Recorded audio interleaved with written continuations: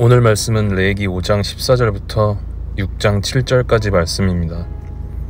여호와께서 모세에게 말씀하여 이르시되 누구든지 여호와의 성물에 대하여 부지 중에 범죄하였으면 여호와께 속건제를 드리되 네가 지정한 가치를 따라 성소의 세겔로 몇 세겔 은에 상당한 흠 없는 수량을 양떼 중에서 끌어다가 속건제로 드려서 성물에 대한 잘못을 보상하되 그것의 5분의 1을 더하여 제사장에게 줄 것이요 제사장은 그 속건제의 순양으로 그를 위하여 속죄한즉 그가 사함을 받으리라.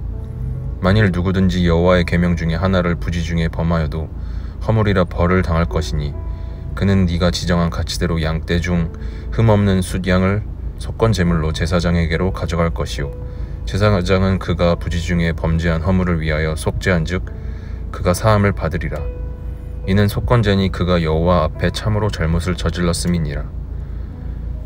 여호와께서 모세에게 말씀하여 이르시되 누구든지 여호와께 신실하지 못하여 범죄하되 곧 이웃이 맡긴 물건이나 전당물을 속이거나 도둑질하거나 착취하고도 사실을 부인하거나 남의 잃은 물건을 줍고도 사실을 부인하여 거짓 맹세하는 등 사람이 이 모든 일 중에 하나라도 행하여 범죄하면 이는 죄를 범죄하였고 죄가 있는 자니 그 훔친 것이나 착취한 것이나 맡은 것이나 잃은 물건을 주운 것이나 그 거짓 맹세한 모든 물건을 돌려보내되 곧 그 본래 물건의 5분의 1을 더하여 돌려보낼 것이니 그 죄가 드러나는 날에 그 임자에게 줄 것이요 그는 또 그 속건 제물을 여호와께 가져갈지니 곧 내가 지정한 가치대로 양떼 중에 흠없는 순양을 속건 제물을 위하여 제사장에게 끌고 갈 것이요 제사장은 여호와 앞에서 그를 위하여 속죄한즉 그는 무슨 허물이든지 사함을 받으리라.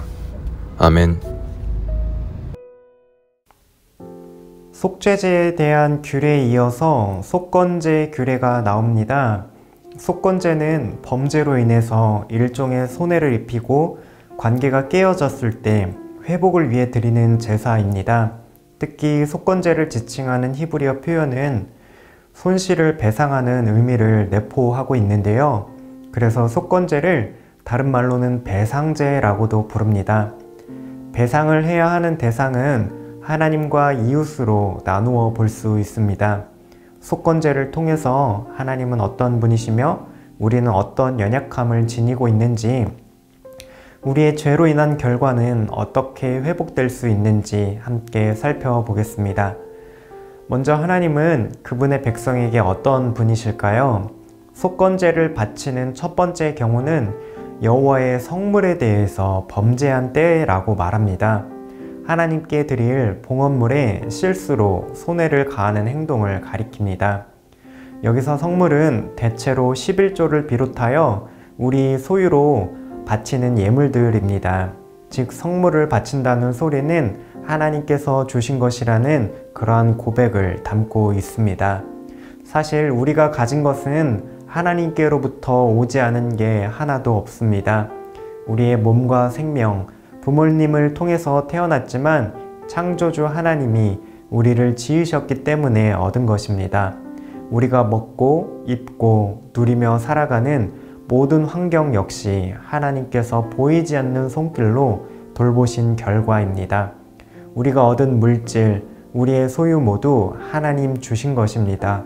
이처럼 하나님은 그분의 백성을 일상과 작은 호흡 하나까지도 신실하게 돌보시는 분이시죠.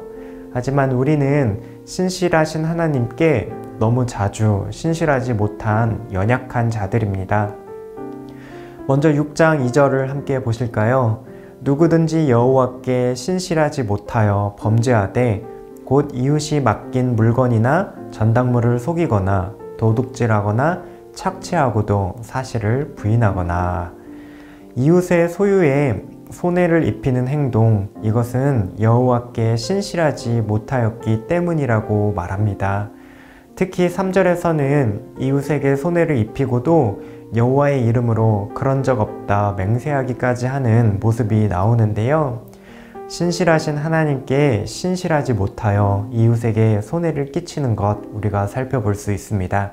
5장 15절에서도 누구든지 여호와의 성물에 대하여 부지 중에 범죄하였으면 여호와께 속건제를 드리되 라고 합니다. 동일한 구절을 세번역 성경에서는 이렇게 나옵니다. 누구든지 주에게 거룩한 제물을 바치는데 어느 하나라도 성실하지 못하여 실수로 죄를 저지르면, 본래 15절에서도 6장 2절처럼 성실하지 못하여, 신실하지 못하여 라는 표현이 들어있는 것을 알 수가 있습니다. 이처럼 속건제는 신실하신 하나님 앞에서 신실하지 않은 우리가 지은 죄를 다루는 제사임을 알 수가 있습니다. 우리가 하나님 앞에서 신실하지 못한 까닭에 하나님과 이웃을 향해 그릇 행하여 손해를 끼치고 있음을 속건제를 통해 돌아볼 수 있습니다. 그렇다면 어떻게 우리의 허물을 해결할 수 있을까요? 죄를 사하시는 하나님 앞에 나아가 희생 제물을 드리며 회개하고 회복하는 것은 기본입니다.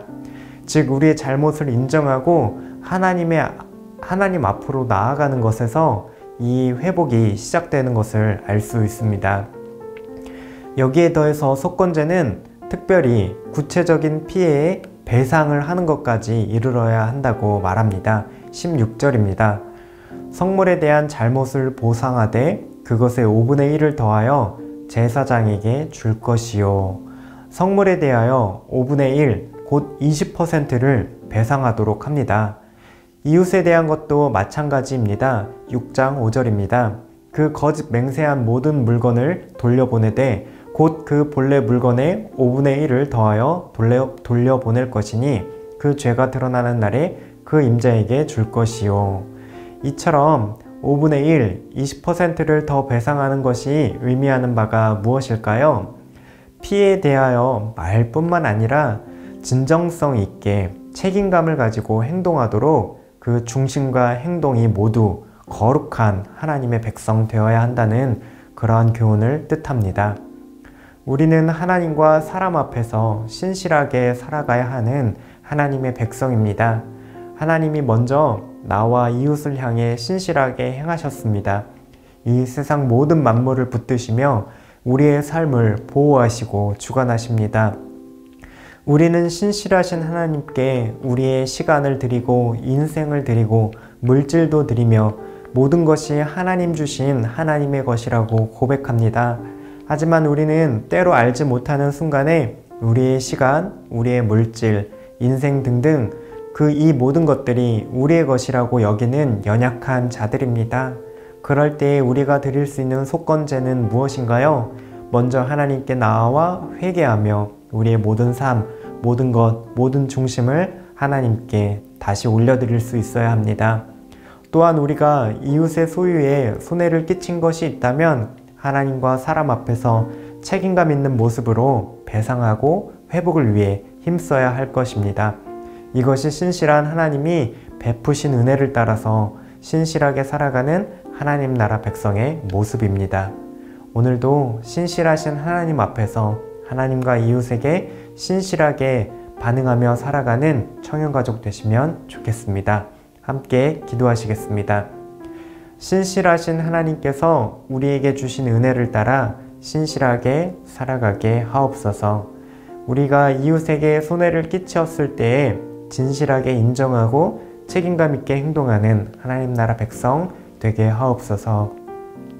오늘도 하나님은 우리에게 신실하게 모든 일상 주셨습니다. 주신 은혜 기억하며 오늘도 늘 신실하게 살아가는 청년가족 되시기를 소망합니다.